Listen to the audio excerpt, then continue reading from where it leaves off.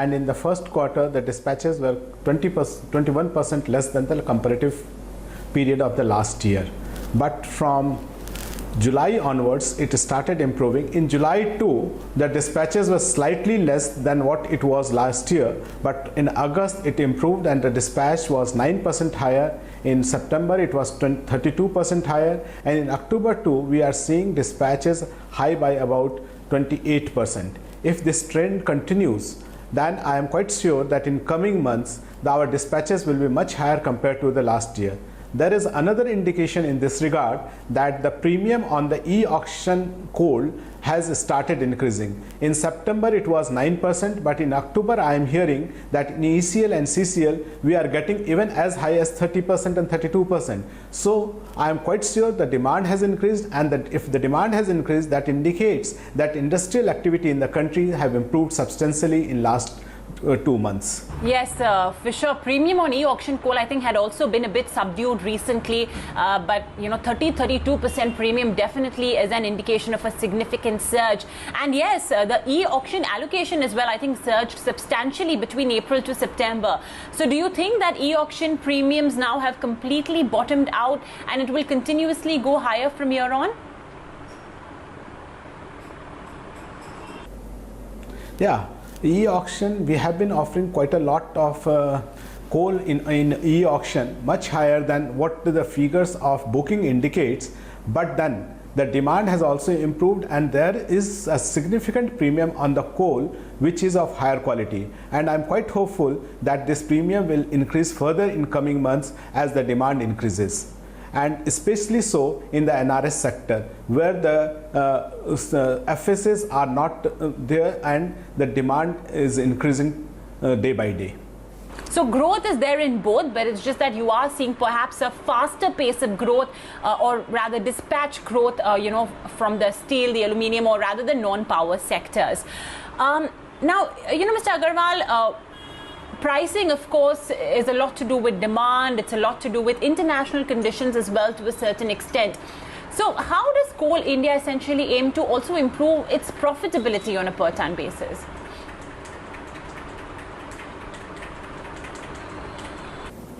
See, there are two things which one can do for improving the profitability.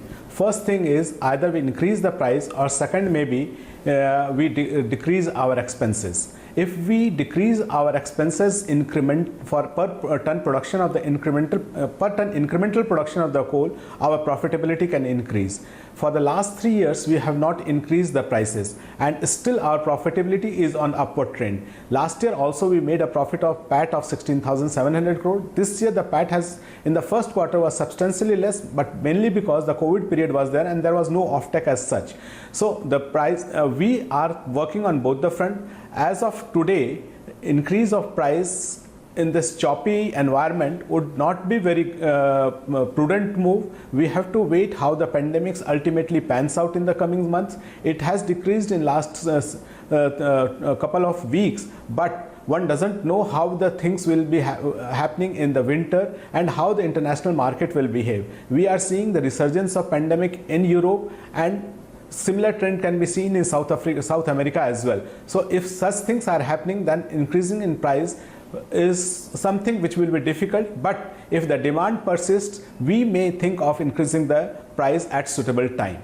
On the other hand, reducing the cost, we are making all the efforts to reducing the cost. The greatest advantage is our manpower is reducing substantially. We are reducing our manpower by 13 to 14,000 per year, and this has kept our manpower cost almost constant for last 3-4 years. And we are closing down certain mines which are completely unproductive or unprofitable. We have identified 23 mines which will be closed down this year unless their productivity increases substantially, and this itself will save us more than 600 crore rupees. We are looking for all those situations where the this losses can be reduced. We are thinking of merging of the workshops. We are thinking of closing down more mines so that profitability increases, and increasing the production from those mines where the profitability ratio is very high. Like in Southeastern Coalfield Limited and MCL, we can also dispatch more, and we can produce easily, and there the stripping ratio is low, the per ton cost is low.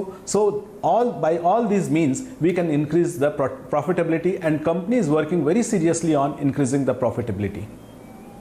Okay, so shutting down of unproductive or unprofitable mines, and I think Coal India has mentioned that they have identified 13 mines that will be closed, that are not really suiting their productivity and profitability targets, and that will save almost 100 crore rupees.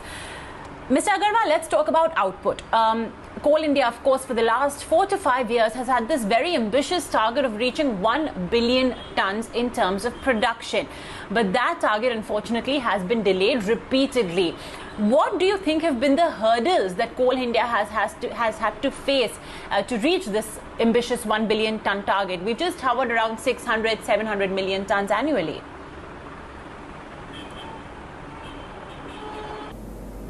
See, I can say only one or two things which has affected our production. First thing is on the getting the land has been slightly problematic, but we are solving all the problems.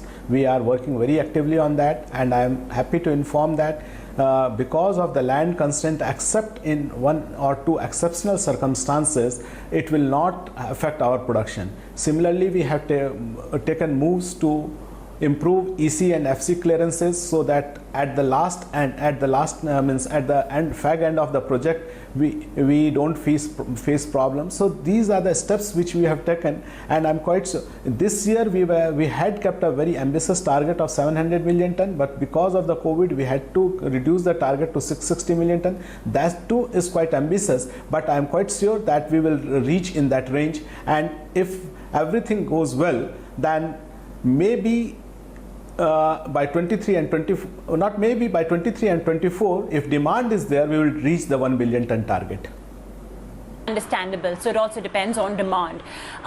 Now, coal imports have been a long-standing complaint, I guess, from the government as well.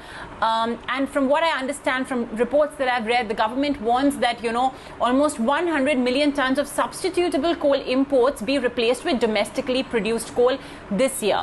Do you think that's possible?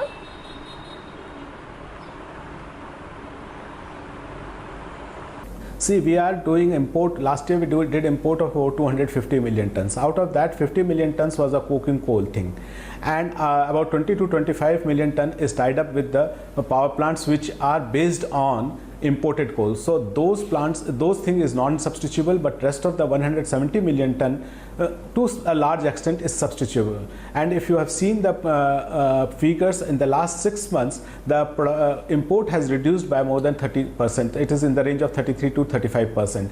And the import of the coal which is substitutable means about 150 million ton which is imported, because that is easily substitutable. We have the reduction in the import is about 50%. So if we keep on producing the coal and keep on offering the coal at the competitive price, there is no reason why we cannot substitute this import of the coal. Actually, it is requirement of the day, and it is requirement for the company as well. If we keep on, if we have to ramp up our production, if we have to ramp up our offtake, then we have to make sure that the imports is reduced to minimum.